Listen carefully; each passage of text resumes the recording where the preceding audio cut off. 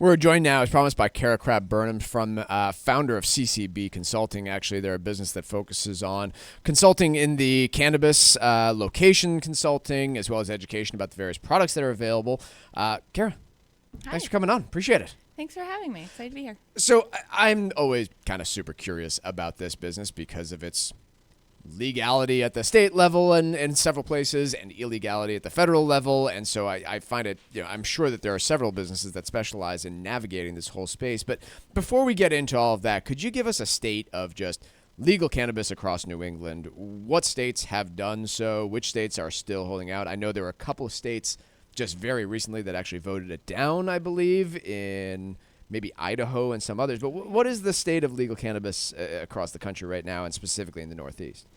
Well, in New England, we're really waiting on New Hampshire. So they're the only state at this point that has not. That hasn't done really anything. Okay. They have a medical program, but then there wasn't anywhere for them for the patients who were registered to get cannabis. So they have an agreement, a reciprocity agreement with Maine at the moment. Okay. That's when you can take your medical marijuana card and go to another state. Massachusetts does not have reciprocity. Got it. Rhode Island does have reciprocity. Rhode Island just legalized marijuana for recreational use, which is exciting. So they're working through that process.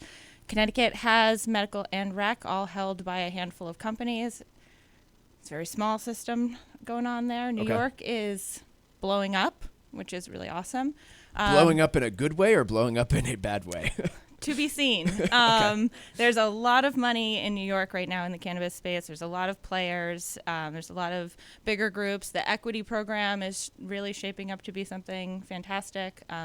So I think that's going to be a really good market. So, Cara, I mean, to me, what you're describing is a tremendously fragmented industry, I would think, right? Because if all you can do is scale in a single state, I would imagine it is difficult to scale. How are businesses actually attempting to achieve scale? Do you have businesses, for instance, that are doing something across state lines or maybe operating multiple facilities across state lines? Like, how are they achieving scale? Because I would think the Marlboros of the world, for instance, may be salivating at some point to try and get into this industry, but just can't because of federal regulation.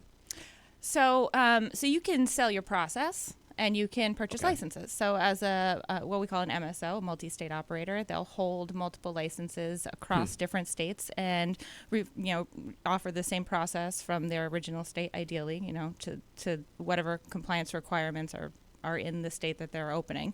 So we have several different businesses. Truly, for example, they're open in Florida and they're open in Massachusetts and Curaleaf, or there's a bunch. Okay. Talk to me about process here for a minute. I'm just kind of curious. If I were to want to open a liquor store in the state of Massachusetts, compare that, if you can, to some degree to the process involved in opening a recreational cannabis store in the state of Massachusetts. I have some clients that own liquor stores in Massachusetts that are opening cannabis facility in Massachusetts. Okay. And so they would love it. There's nothing. It's not the same at all. There's the HCA, host community agreement, that you have to have with the town. You have to go through an initial application to the Cannabis Control Commission that gets approved for provisional license, at which point you're allowed to start designing. Then you have to have your design approved for your facility, your securities, your energy, all that has to be approved. Then once you have permission, you may start construction. Once you've completed construction, you request up to 3 additional inspections on your facility after you have your certificate of occupancy for the building itself. And then once they give you final license, you wait another 72 hours. And then you can start selling weed. So, I mean, realistically speaking, Cara, here, what sort of capital is required to do something? I mean, it sounds like an immensely larger amount of capital than, for instance, opening a restaurant, bar, or liquor store to me.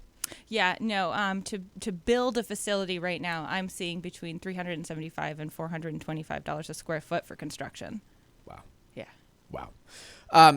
Kind of separate topic here, but obviously still at the federal level, this is problematic and illegal. And, while different administrations have taken different enforcement perspectives on that illegality, today it's illegal at the federal level. Practically speaking, here in Massachusetts, what does that mean? I mean, when it comes to well, let's start with the banking sector. What does that mean when it comes to the banking sector and operating a cannabis facility? Well, honestly, if the government would push through the Safe Banking Act, which has been available to them for several years now, really banking would be easy. The problem with the banks is that they're afraid to move cannabis money because it's a Schedule I drug. Like, if we need to deschedule cannabis. What is Schedule I drug? What does that mean? The federal scheduling, so the federal drug schedule, Schedule I is like heroin and crack, and I don't actually know the whole schedule, but and marijuana. So it has no known medicinal value, and it is highly addictive, and so it becomes a Schedule I drug. But what's ironic is it sits there, and then also the federal government holds a patent on cannabis as a neuroprotectant, cannabinoids as neuroprotectants. So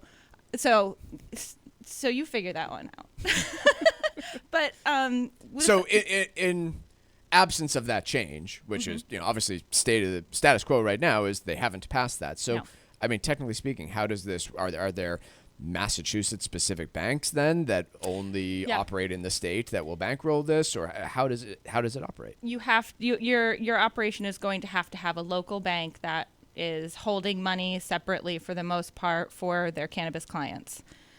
Century Bank was holding most of the cannabis cash in Massachusetts, and they sold to Eastern. Okay.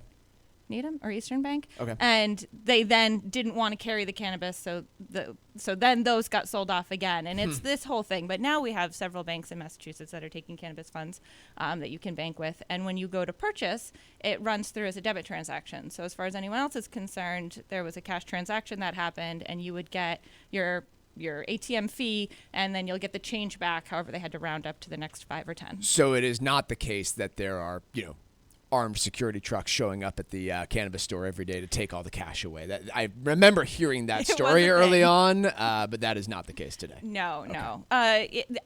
It's funny. A lot of retailers, one of the regulations is that you have to have a very, very large safe in your facility, and I have a lot of clients that are like, we never really use it. It's empty. The confusion around the federal piece, this is just wild to me in terms of the scale, but I know, for instance, that on Nantucket and Martha's Vineyard, they have either opened or are attempting to open retail facilities there. But I don't know how you achieve scale there, because how can you transport anything from, let's say you grow your cannabis in Western Massachusetts, can you put it on a boat and ship it out to Nantucket? No, because they would have to go across international waters. It's absolutely not. You cannot do that. They actually can't even send their cannabis product back to Massachusetts mainland so that we can do the testing properly. They actually have their own in-house safety testing machinery so they can do potency and make sure it's clean, which is, that's a whole other thing. So, Cara, you've got some job security, I guess, is what I'm hearing, is that the complexities of this industry are so significant that it takes a full-time professional to navigate it. Yeah, I mean, yes, I do it full-time, but I do it for many different clients. Yeah. So, if it's just a big learning curve, really, when you've just spent as much time working in the cannabis space as I have. I mean, I've been hanging out with weed for like 14 years now. Can you talk to us about, I mean, just to wrap things up here for today, I mean, where do you see things going at either the local or national level here? Anything that's pending that you're either excited about or concerned about when it comes to the cannabis industry over the next few years? Well, in the immediate future, the CCC, the regulatory body, has reopened a language period, so they are going to be changing the regulatory language over the next 6 to 9 months. So that's here in Massachusetts? Right here, yep. So they're taking suggestions on what that should look like. So a lot of people are going to have opinions on that. So I'm anxious to see what exactly they come to for decisions. There's a lot of ways that they could save these businesses money.